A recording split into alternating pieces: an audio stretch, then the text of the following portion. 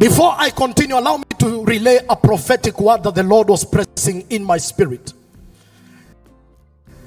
This is the 9th month. This is the 3rd day.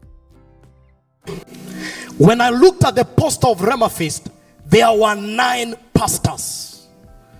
There are no coincidences, but God incidences. And 9 is the number of birthing. The last time Uhuru Park was this full is when they were passing and inaugurating the Constitution. And when the president, the late President Kibaki, lifted it up, he said, this is the birth of a new Kenya. And I believe as ambassadors of heaven, we are here to birth a new Kenya in the realms of the spirit.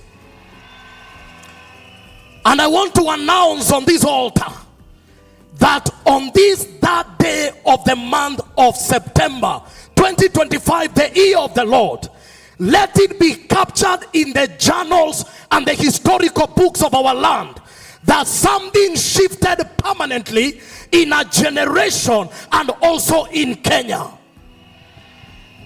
There are 9 midwives that are going to facilitate the delivery of a new nation. And I want to announce something is about to shift. There is a reason why we are gathered here at Uhuru Park. Them that have capacity to pick spiritual intelligence, we are not just here for another meeting. We are here to reclaim the gates of the city and the gates of the nation. Let me explain something and then I'll go to the message. Jesus said, upon this rock I will build my church. The name church there is ecclesia. The deeper revelation of ecclesia is an assembly of legislators. So Jesus was saying, upon the revelation of who I am, I will raise an assembly of legislators. Whatever controls a territory is not the people that sit in power, but the legislations that are in that territory. When you enter in American soil, you are bound to the laws of America. When you enter the Kenyan soil, you are bound by the laws of the nation.